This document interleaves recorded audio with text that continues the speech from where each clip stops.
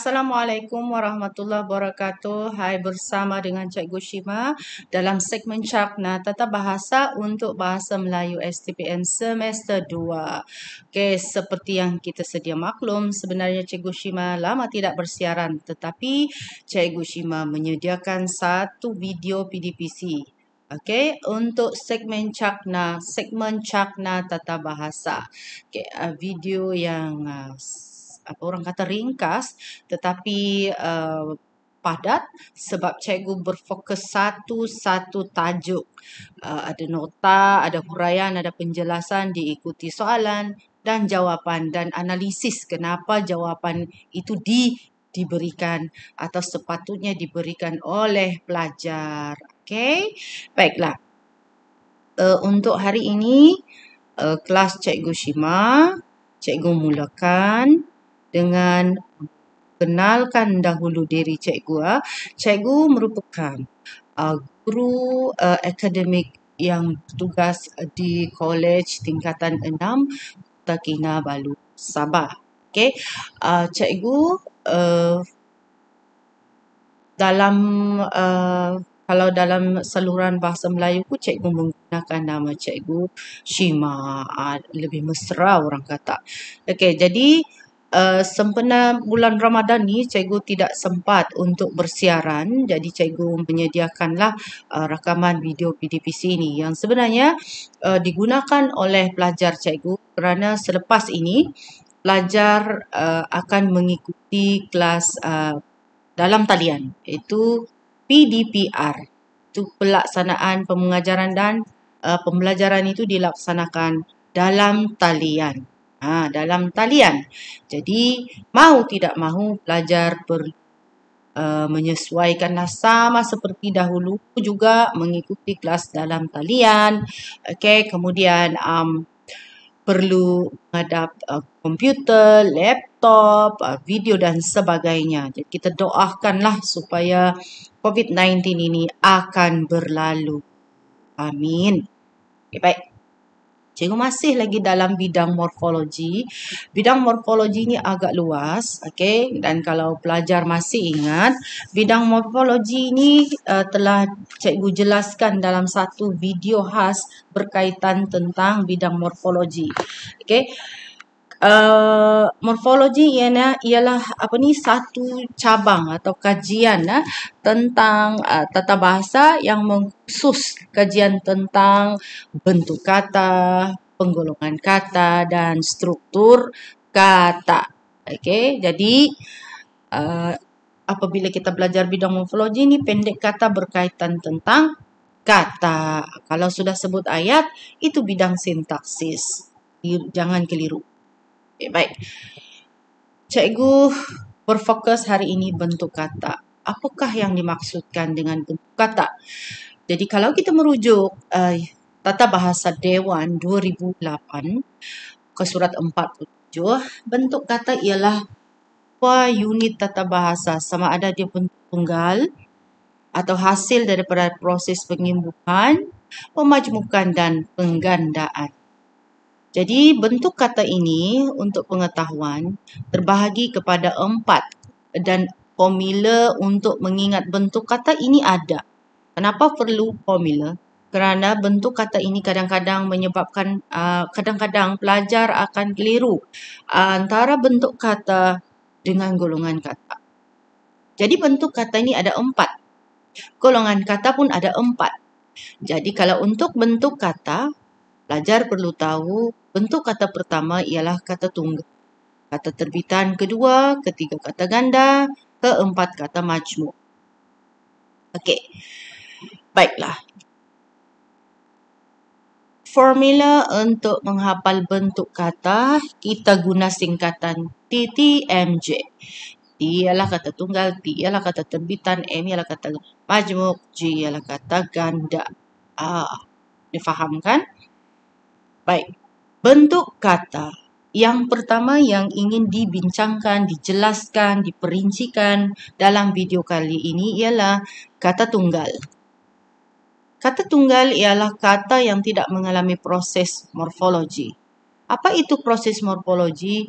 Tidak ada pemajmukan, tidak ada penggandaan, tidak ada pengimbuhan, kecuali bentuk kata lain seperti kata ganda, kata terbitan dan kata majmuk. Itu yang mengalami proses morfologi.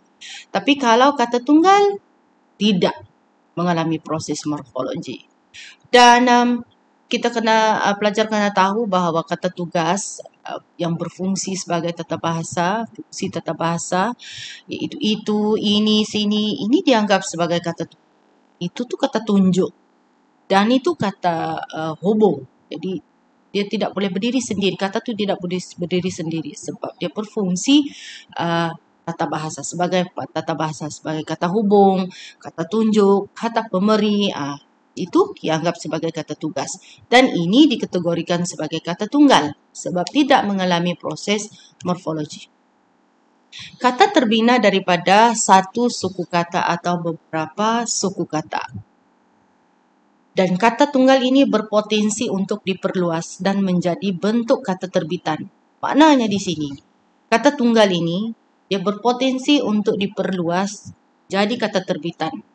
Cikgu bagi contoh. Kalau kata tunggal lari, jadi dia perkataan ini atau kata tunggal ini boleh diperluas menjadi bentuk kata terbitan apabila menerima imbuhan berlari. Dan lari ini tadi, kata terbitan berlari ini boleh berpotensi untuk menjadi kata ganda. Berlari-lari, lari-lari. Okey. Dan kalau kata majmuk, kita boleh kata tunggal tadi lari, lari-lari anak. Jadi lari-lari anak itu ialah kata majmuk sebab mengandungi maksud kiasan. Jadi boleh faham. Baik. Sekarang kita masuk pula jumlah suku kata tunggal. Untuk jumlah suku kata tunggal ini, jumlah suku kata ini dibahagikan kepada 4. Yang pertama, kata tunggal dengan 1 suku kata. Kata tunggal 2 suku kata atau 2 suku. Ketiga, kata tunggal 3 suku kata. Keempat, kata tunggal 4 suku kata dan lebih. Okay. Apakah contohnya tu? Jadi cikgu sudah membahagikan contoh ini, menyediakan contoh. Okay, kalau warna ungu ni, kalau kata tunggal 1 suku kata, contohnya ialah U. U ni ialah ikan U. U kita sebut dalam satu suku kata. Contoh lain lagi ialah kata ganti diri. Ketiga, nyak. Nyak pun dianggap sebagai kata tunggal 1 suku kata. Pah juga 1 suku kata. Juga 1 suku kata. Cat juga dianggap sebagai 1 suku kata. Dan pelajar perlu ingat, apabila kata tunggal ini yang ada 1 suku kata menerima kata terbitan atau imbuhan, maka imbuhan yang selalu digunakan ialah menge. Contohnya ialah mengecat, okay. Baik, kata tunggal 2 suku kata di sini, ini ialah, contohnya ialah adu. Okay. Dia ambil. Kita boleh nampak di sana kata tunggal ini mengandungi 2 suku kata dan pola pola konsonan, vokal dan konsonan juga sudah diberikan di sana. Contohnya macam aib, iya. I ialah vokal, polanya ialah vokal, campur vokal. Jadi, vokal campur vokal. Itu ialah pola binaan untuk kata tunggal 2 suku kata. Contoh lain lagi bagi 3 suku kata ialah Asia.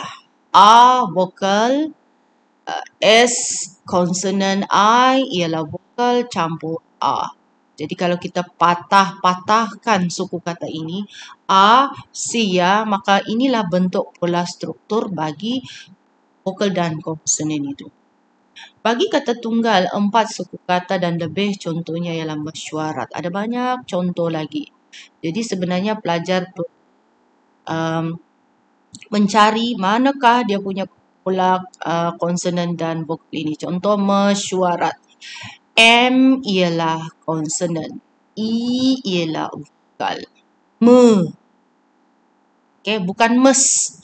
Me, berhenti di sana. Kita letak campur.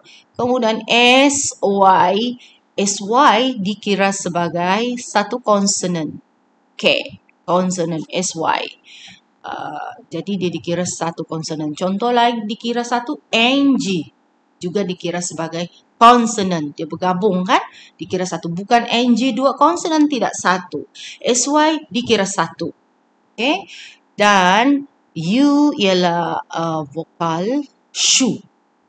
Kemudian A, satu vokal rat. 3 iaitu konsonan, vokal konsonan. Okay, boleh faham kan bagaimana cara mengira jumlah suku kata tunggal ini dan bagaimana suku kata itu dibunyikan. Baik. Dalam video sebelum ini cikgu sudah kongsikan berkaitan tajuk kata akronim. Okey, akronim ni ialah kata akronim ini atau akronim ini sebenarnya daripada kata tunggal. Sebab itu dimasukkan dalam huraian kata tunggal. Okey, akronim. Ada satu video cikgu berkaitan tentang akronim. Video itu berfokus tentang akronim. Jadi cikgu terangkan di sini yang ringkas sahaja. Apakah akronim? Akronim merupakan kata yang dihasilkan dengan menggabungkan bahagian tertentu daripada perkataan untuk bentuk perkataan baru, dan akronim ini ditulis dan dilafazkan sebagai satu perkataan. Bila satu perkataan bentuknya bentuk tunggal. Jelaskan? Bentuknya bentuk tunggal. Okey. Ini ialah contoh beberapa kata akronim yang terdapat dalam bahasa Melayu. Dan proses pengakronim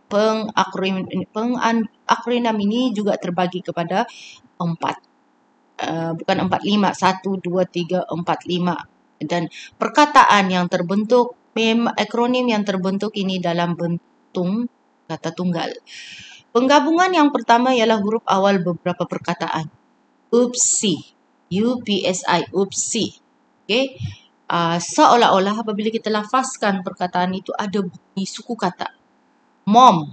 Majlis Olimpik Malaysia. UDA. UDA. Dia macam ada bunyi. Okay. Tetapi kalau UMS, UPM, UTM itu bukan akronim, walaupun itu menggabungkan huruf awal. Sebab apa? Itu ialah singkatan, tiada bunyi suku kata. Kedua ialah gabungan suku kata dengan suku kata beberapa perkataan. Contoh tadika, askan. Tadika ni ialah akronim kepada taman. Tadi ialah didikan. Ka ialah kanak-kanak. Beberapa perkataan gabungan suku kata dengan suku kata. Contoh lain ialah asbut, asap, kap.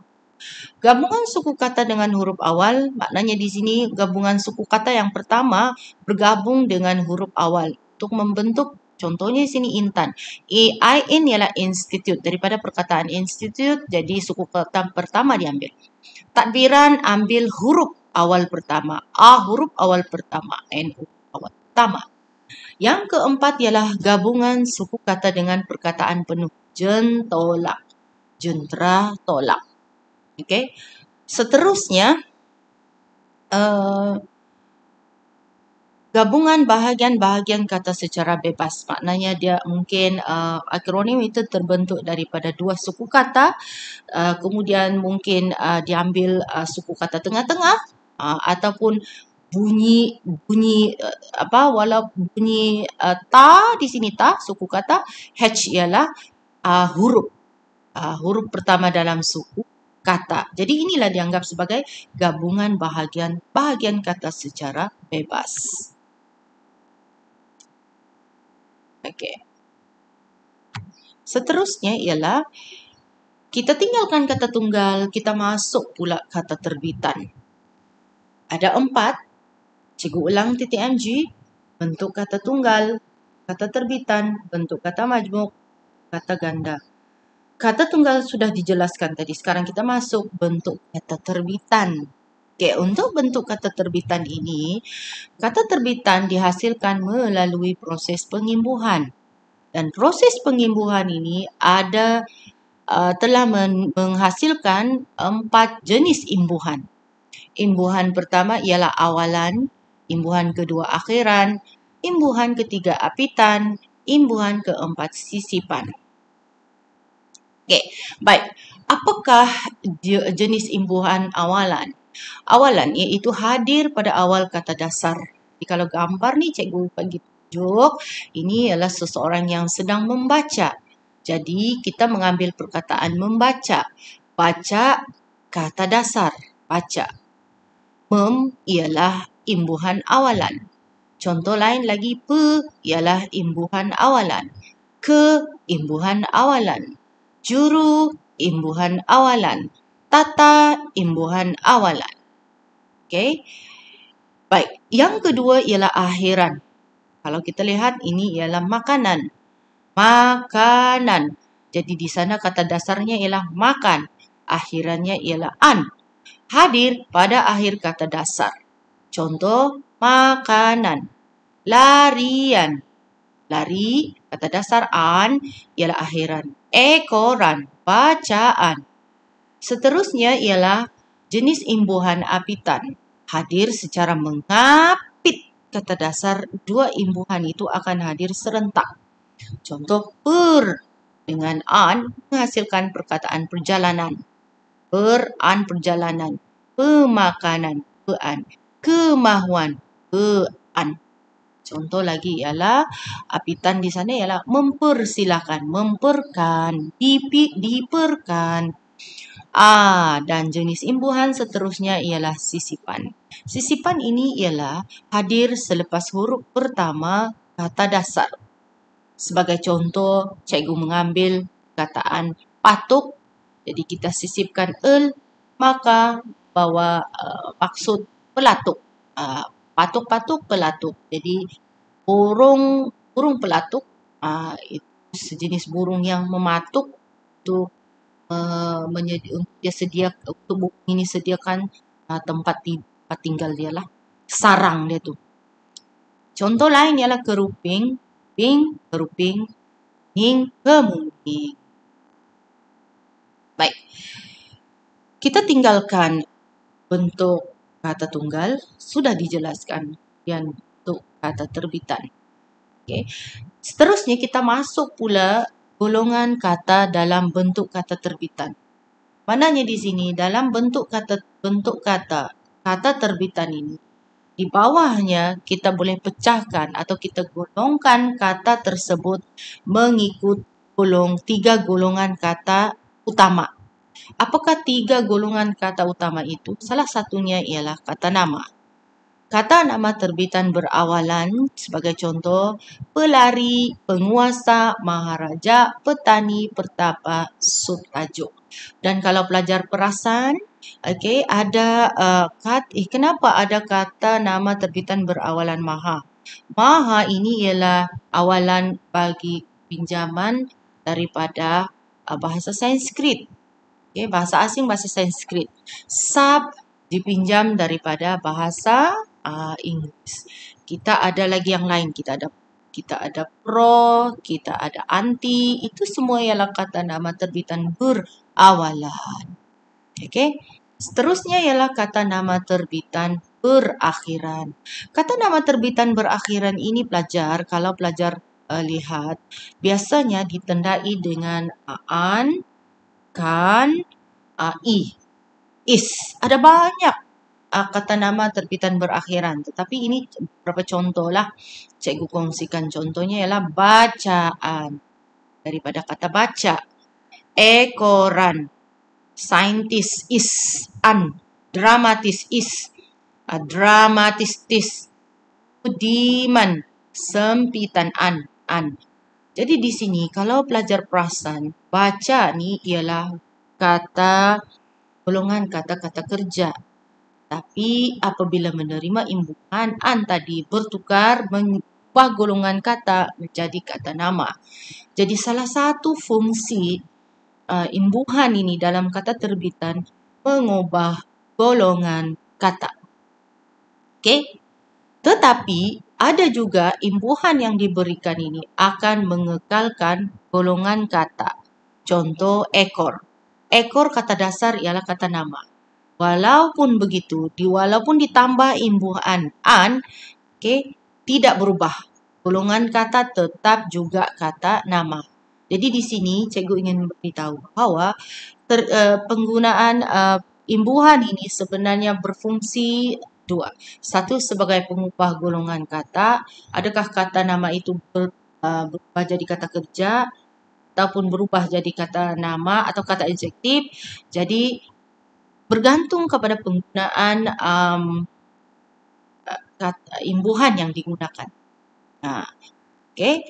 Kalau dia kekal macam inilah, kekal. Kalau dia berubah, bacaan. Bacaan baca kata kerja. Tetapi apabila menerima imbuhan, maka menjadi kata nama. Kata nama terbitan berapitan, apit di sini ialah sebagai contoh cikgu berikan di sini. Perjalanan, jalan kata kerja. Tetapi apabila ditambah per dengan an, maka membentuk kata nama terbitan berapitan perjalanan. Seterusnya, penurunan. Penurunan turun. Turun ialah kata kerja. Tetapi apabila menerima imbuhan pean menjadi kata nama. Terbitan berapitan. Keadaan. Kata nama terbitan bersisipan ini ialah macam yang cikgu kongsikan tadi tu. Pelatuk, keruping, semantan. Ini semua ialah kata nama yang menerima sisipan seperti pelatuk, keruping, semantan, Kita tinggalkan golongan kata nama, kita masuk pula golongan kata kerja dalam bentuk kata terbitan. Untuk golongan kata kerja dalam bentuk kata terbitan ini, pelajar, kita melihat di sini, kata kerja terbitan berawalan. Kita terbahagi, ada beberapa contoh yang boleh cikgu kongsikan. Contoh di sini berlari.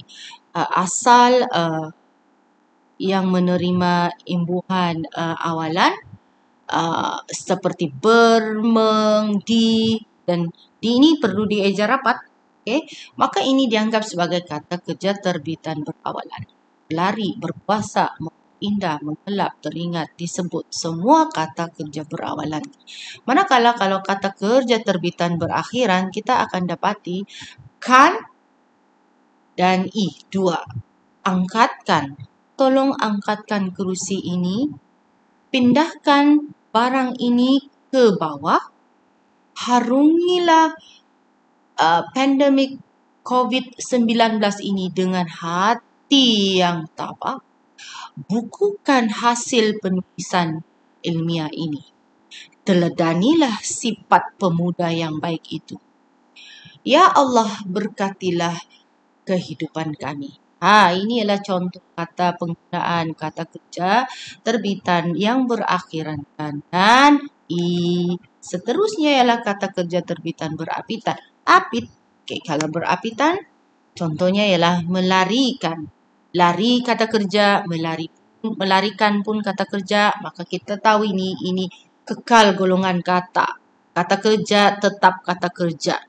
Beribukan, ini sudah mengubah golongan kata.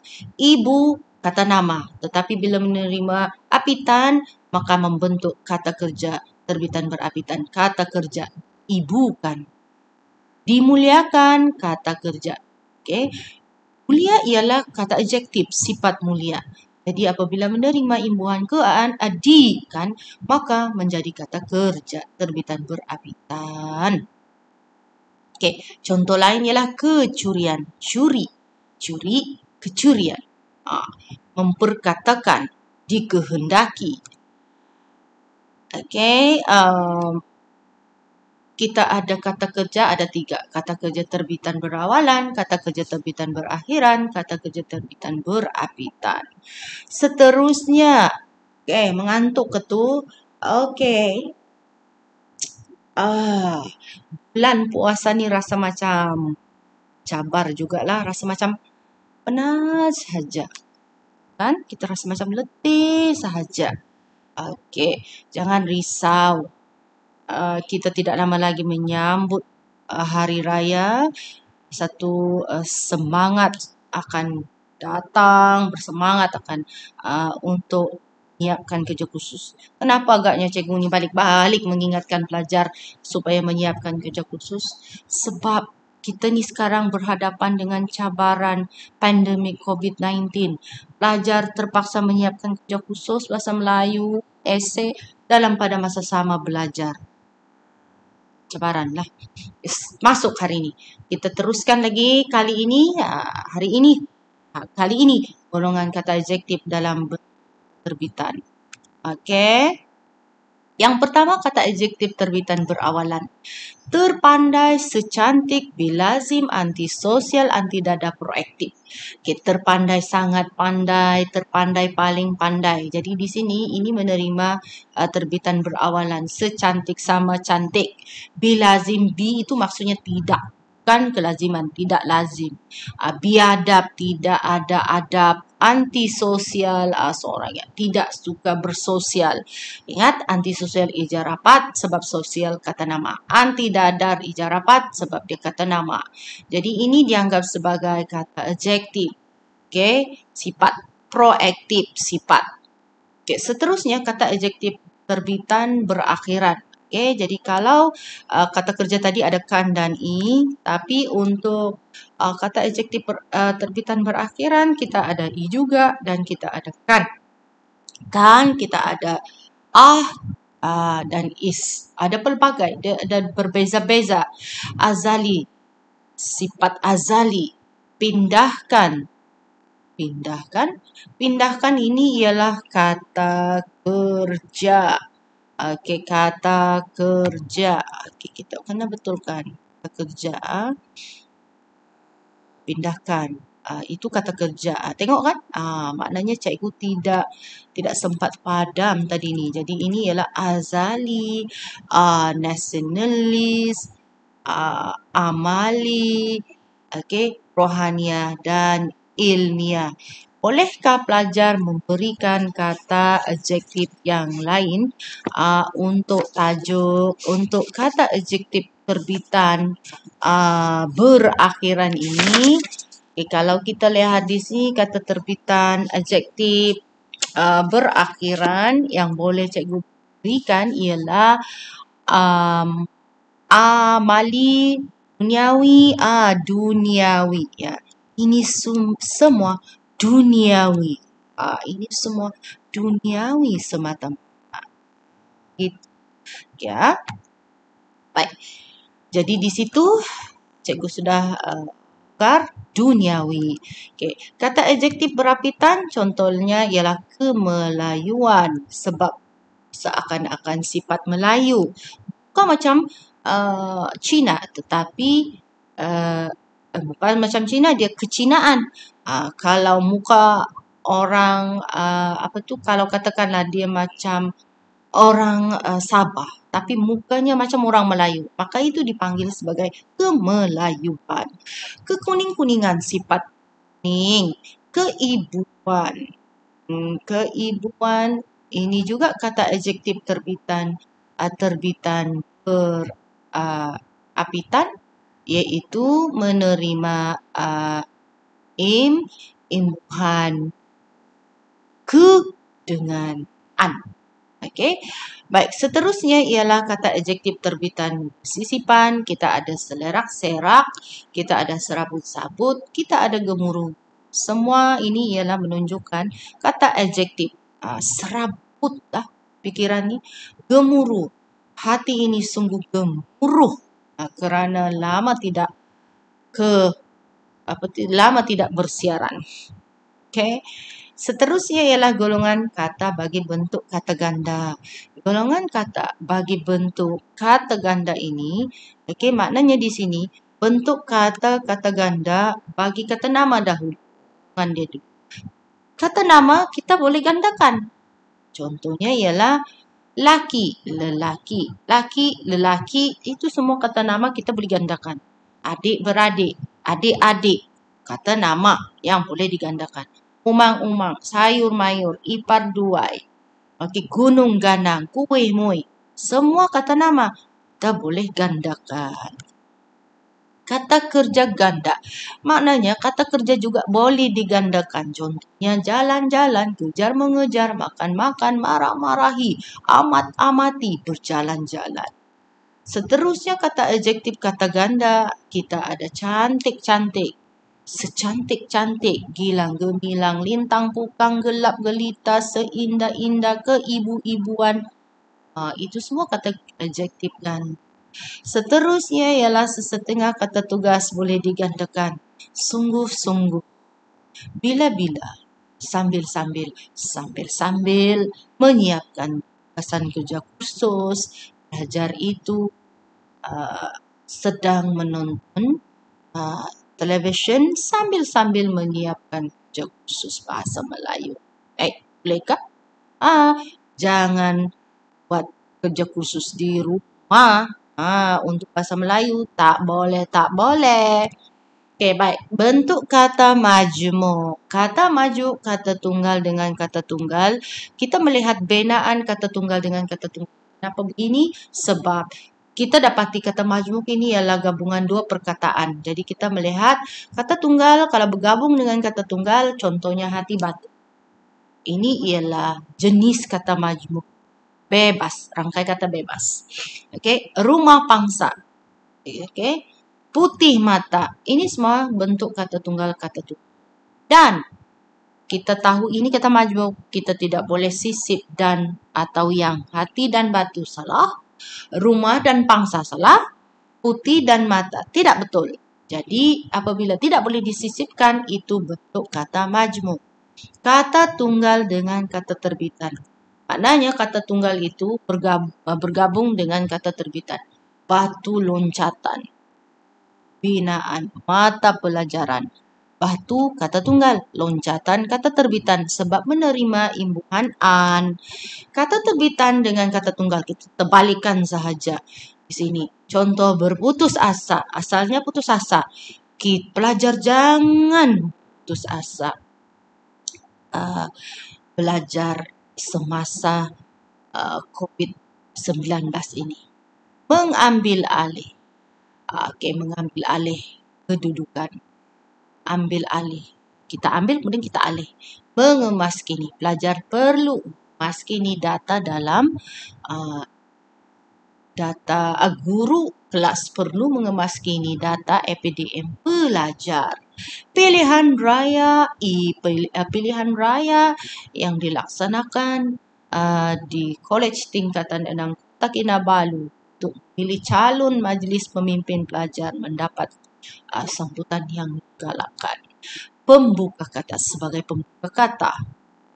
Molek kiranya pelajar memberi tumpuan untuk mengikuti dan melihat video PDBC Cikgu Shima. Okey, kata terbitan dengan kata terbitan contohnya penyiasat persendirian, pengurus kewangan, pengawal keselamatan. Semua kata-kata ini mempunyai kata terbitan. Okey, kedua.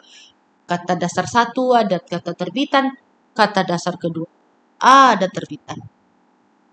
Okey, akhirnya setelah mendengar penerangan panjang berjela, akhirnya kita masuk uji cakna tata bahasa 4. Soalan cikgu, jawab semua soalan. Soalan ini sebenarnya soalan STPM sebenar. Tidak mengalami proses morfologi, ciri. Boleh berdiri sendiri, mempunyai makna jelas. Pernyataan di atas menepati konsep apa? TTMJ. Adakah kata ganda? Kata ganda sudah tentu bukan. Kenapa? Kata ganda ini ialah kata yang menerima gandaan. Apabila digandakan maknanya berlaku proses penggandaan, proses morfologi. Sebab itu salah. Kata majmuk pun mengalami proses morfologi. Majmukan sebab ada dua perkataan. Di sini boleh berdiri sendiri, ada makna jelas. Kata terbitan, di sini kata terbitan yang mengalami proses pengimbuhan atau penerbitan. Tetapi di sini boleh berdiri sendiri, maknanya perkataan itu tidak memerlukan imbuhan lain, boleh berdiri sendiri. Maka kita tahu jawabannya ialah kata tunggal. Itu kata yang tidak mengalami proses morfologi dan boleh berdiri sendiri. Oke, soalan kedua. Yang manakah kesemuanya merupakan kata tunggal? Kita tengok dulu yang pertama. Adakah berdikari, binormal, jendela, uncang? Berdikari ialah betul, kata tunggal. Jadi pelajar jangan keliru. Di sini seolah-olah menerima kata terbitan, kata terbitan. Tapi sebenarnya berdikari ialah gabungan beberapa perkataan dan suku kata. Jadi berdikari ialah kata tunggal akronim. Okay. Binormal. Binormal ini salah sebab B ialah kata terbitan tidak. Okay. B ialah kata terbitan tidak daripada bahasa Parsi. Binormal ialah bermaksud tidak normal. Okay. Jendela betul. Uncang betul. Jadi jawapan A salah sebab binormal salah. Gop ialah kata tunggal. Sengkuang ialah kata tunggal.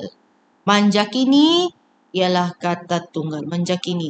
Kelemumur kan. Kenapa agaknya kelemumur? Sebab kelemumur ini sebenarnya sisipan. Kelemumur ialah sisipan. Jadi dia ialah bukan kata tunggal.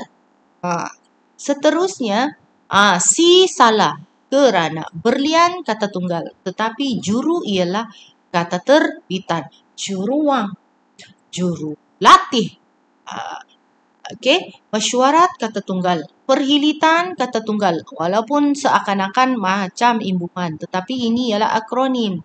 Perhilitan ialah gabungan suku kata bergabung dengan suku kata yang lain. Perhilitan. Jadi itu bukan kata tunggal. Itu ialah memang kata tunggal itu akronim. Tapi yang salah di sini ialah juru. Kita lihat jawapan D. Ya, betul. Jawapan yang betul ialah D. Nasionalisme. Nasionalisme. Nasionalisme. Kata tunggal. Pelantar. Kata tunggal. Senapang. Kata tunggal. Teknologi. Kata tunggal. Okey. Nasionalisme. Okey. Jadi di sini jawapannya ialah D, iaitu nasionalisme pelantar senapang. Okey, cikgu lihat di sini. Ini sebenarnya soalan daripada buku pemantapan tata bahasa. Jawapannya memang nasionalisme pelantar senapang dan teknologi. Ya. Seterusnya kita melihat dahulu beberapa cikgu nak tengok dulu nasionalisme itu adakah dia dianggap sebagai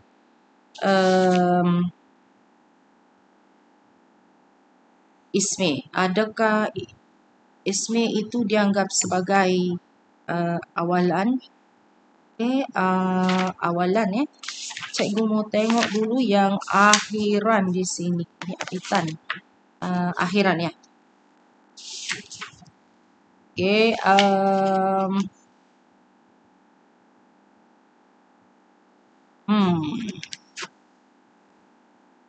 Okey, sebenarnya kalau ikut ini ialah pinjaman daripada bahasa Inggeris. Okey, cikgu kena betulkan. Ini pinjaman daripada bahasa Inggeris. Okey. Ini kita perlu buang. Kalau ini jawapannya kita perlu buang. Nasionalis. Okey. Nasionalis. Okey, nasionalis. Nasional. Nasional. Ini baru betul. Okey. Nampaknya mungkin penerapan tata bahasa ni ada tersilap.